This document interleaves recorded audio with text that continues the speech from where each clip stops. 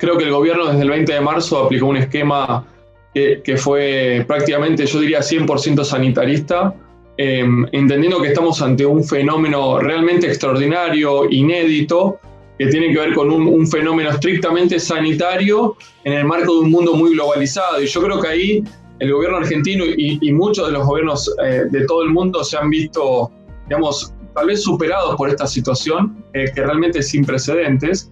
Entonces, es difícil juzgar ahí en materia económica. Lo que uno piensa después es, bueno, está claro que hay que implementar medidas de aislamiento que tiene que ver con la respuesta sanitaria al fenómeno de la epidemia, pero atrás, indefectiblemente, tiene que haber un programa económico que contenga todo el sistema productivo. Y yo creo que ahí estamos viendo algunas carencias, estamos viendo lentitudes y estamos viendo que al programa económico, si querés, de salvataje de todo este sistema, le están faltando algunas patas importantes, ¿no? Cosas que han implementado en otros países. Yo te diría, el plan de contención, pensando en cómo contener al sistema productivo y para pensar el post-pandemia, debería tener claramente dos ejes. Uno tiene que ver un plan de salvataje en el durante, ¿no? Cuando uno aplica el aislamiento, automáticamente deja sin actividad un montón de empresas, de sectores económicos y demás. Ahí automáticamente desde el 20 de marzo deberíamos haber aplicado este plan de salvataje, que yo creo que tendría que tener tres ejes principales. Uno es una especie de paraguas impositivo. Pensemos que hay muchas empresas, muchas pymes y muchos comercios que todavía le están cayendo anticipos de impuestos a las ganancias cuando hoy no tienen actividad. Este año van a perder plata y hay muchas en riesgo de quiebra. Entonces, claramente un diferimiento impositivo debería haber venido. Lo otro es una especie de blindaje financiero para todos los préstamos que caigan durante el periodo de aislamiento, y después un tema de implementar un esquema de readecuación salarial que le permita a cada empresa, en función de qué actividad y cuál es su realidad, sobre todo su realidad financiera, de capital de trabajo, de liquidez, poder consensuar con sus empleados un esquema para poder mantener a esta empresa en una especie de estado vegetativo mientras dure la cuarentena. Y el segundo eje del plan económico debería venir por el lado de, bueno, ¿cómo vamos a ir flexibilizando esto? Y ahí es trabajar sobre las regiones, sobre los sectores, sobre qué empresas o qué negocios realmente aportan en términos de empleo, aportan en términos de PBI, de valor agregado. Yo creo que deberían haberse empezado a soltar muchas actividades económicas en las últimas semanas. Hemos visto poco y nada en esa materia. Entonces, hasta el momento yo veo algo que se va dilatando. Y yo creo que esto va a complicar mucho la fase recesiva que está generando el aislamiento en sí mismo, y va a complicar también mucho la eventual fase de recuperación hacia adelante. Sí, yo pienso en dos cosas. En primer lugar, vos tenés que limitar al máximo la expansión monetaria que vas a tener en estos meses.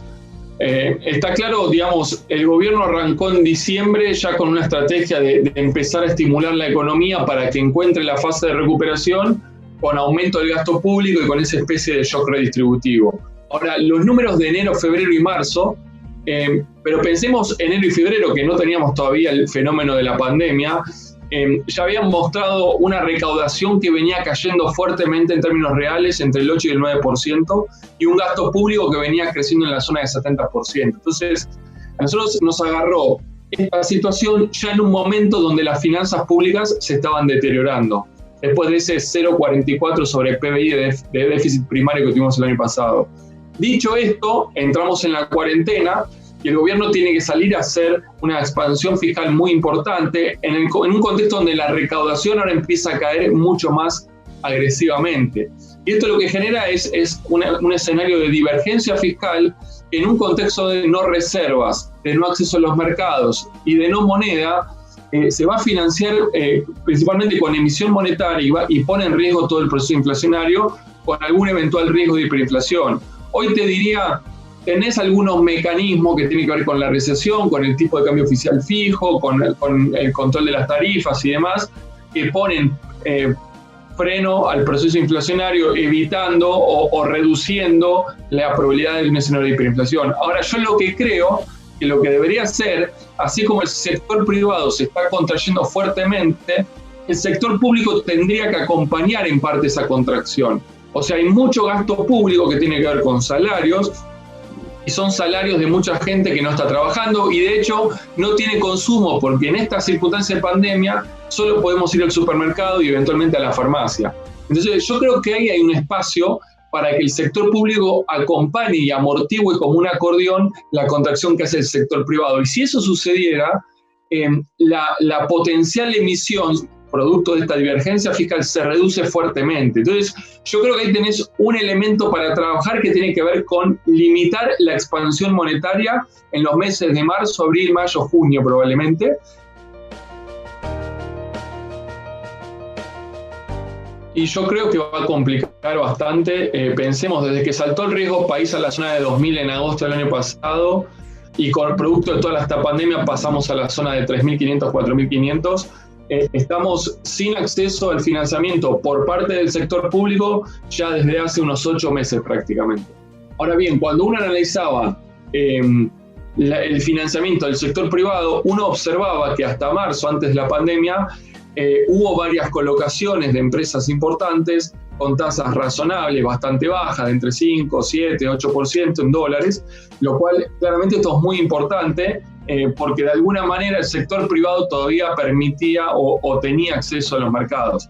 Yo creo que, hoy Argentina estamos haciendo una especie de default, si querés, en cuotas, que es este default selectivo. Primero el año pasado defaulteamos la deuda de corto plazo, ahora hace poco defaulteamos la deuda en dólares, legislación local. Solo nos queda regularizado la deuda con organismos internacionales y la deuda en dólares ley extranjera, que es la que más complica porque es la que eventualmente puede derivar en litigios, en juicios. Dicho esto, si Argentina termina en un escenario de default total, que nos vamos a enterar en pocas semanas, esto automáticamente ya complicaría o cerraría el acceso a los mercados para las empresas, para el sector privado, para las empresas corporativas. Entonces, claramente, no es inocuo defaultear o no defaultear, y sobre todo también pensando después cómo nos vamos a recuperar de esta pandemia, ¿no? Entonces, muy importante, y yo creo que hay una posibilidad todavía para el gobierno de, con pocos recursos, dilatar por lo menos la negociación para 3 o 6 meses cuando ya se haya despejado todo el frente que tiene que ver con la crisis sanitaria. Pensemos que vencimientos ley extranjera en dólares para este año, que de vuelta es lo que complica en términos judiciales, son aproximadamente 3.500 millones de dólares. Y puntualmente el vencimiento ahora son solo 500 millones de dólares. Yo creo que con muy pocos recursos se puede dilatar el proceso de reestructuración para dentro de aproximadamente, supongamos, 6 meses, y así evitar un default total que complique mucho todo el tema de la deuda del sector privado.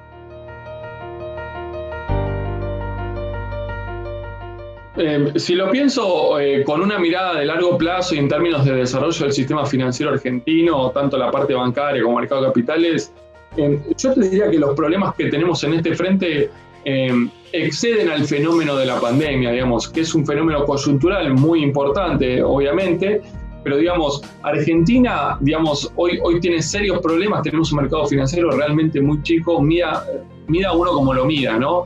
En términos comparativos con otros países. Y cuando uno piensa por qué sucede esto, digamos, ahí tenemos un serio problema de estabilidad macroeconómica. Argentina tiene una de las economías más inestables del planeta. No tenemos moneda, lo cual es una complicación muy importante.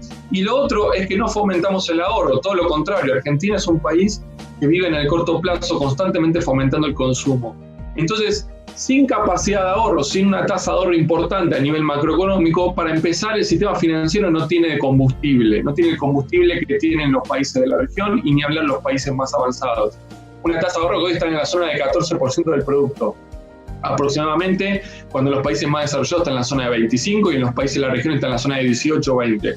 Entonces primero vas a tener un tema, diría yo, hasta cultural y que tiene que ver con cómo la política va administrando las demandas sociales. Entonces ahí tenemos un tema número 1 a trabajar. El segundo va a tener que ser con empezar a cuidar nuestra moneda, y eso va a implicar mucha disciplina monetaria, disciplina fiscal, cosa que no tenemos, y eso también nos va a permitir empezar a tener un poco más de estabilidad macroeconómica. En la medida que no trabajemos estos 3 pilares, va a ser muy difícil pensar que Argentina pueda efectivamente desarrollar su mercado de capitales, su mercado bancario, su sistema financiero.